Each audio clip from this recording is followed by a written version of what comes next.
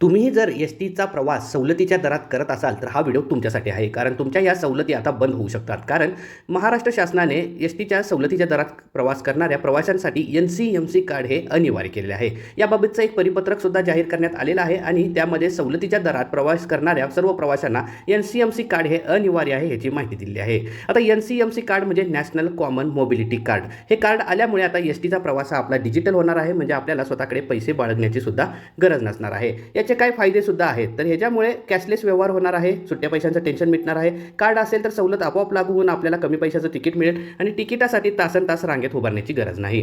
आता हे N-C-M-C card विद्यार्थ्यांना मिळेल, त्यांच्या सरळ क्रमांकाशी जोडलेलं कार्ड दिले जाईल. ज्येष्ठ नागरिक व महिला असतील तर त्यांना आधार संलग्न असलेलं हे कार्ड मिळून जाईल. दिव्यांग प्रवासी असेल तर त्यांना UDID क्रमांकाशी जोडून त्यांचं हे विशेष सुविधा असलेलं कार्ड त्यांना दिलं जाईल. आणि पुरस्कारार्थी व पत्रकार असतील, स्वातंत्र्य सैनिक, आदी स्वीकृतधारक पत्रकार आणि राज्यस्तरीय पुरस्कार विजेत्यांना विभागीय कार्यालयात येथील मुख्यालय आगारामार्फत विशेष सुविधा असलेलं हे कार्ड त्यांना दिलं जाईल. यासाठी आवश्यक कागदपत्रे पात्र व्यक्तीचे आधार कार्ड, ज्येष्ठ नागरिक ओळखपत्र, दिव्यांग व्यक्ती असतील तर UID कार्ड, सरळ विद्यार्थ्यांसाठी सरळ क्रमांक आणि इतर सवलतींचा लाभ घेणाऱ्यांसाठी त्यांचे शासकीय प्रमाणपत्र आवश्यक असेल.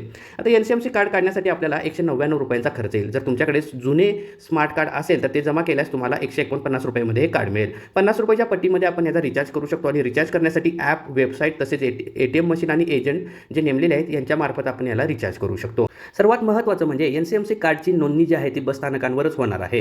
त्यामुळे ऑनलाईन प्रोसेस चालू नाही. आपल्याला याची नोंदणी करायची असेल तर बसस्थानकावर जाऊन याची नोंदणी करू शकता. याचबरोबर 3000हून अधिकृत एजंट नेमण्यात आलेले आहेत शासनाकडून. यांच्यामार्फत सुद्धा आपण एन-सी-एम-सी कार्डची नोंदणी करू शकतो. तुम्ही तुमच्या एन-सी-एम-सी कार्डची नोंदणी केलेली आहे का? एन-सी-एम-सी कार्ड तुम्हाला मिळालेलं आहे का? हे आम्हाला कमेंट करून नक्की सांगा. असेच नवनवीन माहितीपूर्ण व्हिडिओ पाहण्यासाठी आपल्या चॅनलला सबस्क्राईब करा आणि Instagramवर पाहत असाल तर फॉलो करायला विसरू नका. धन्यवाद.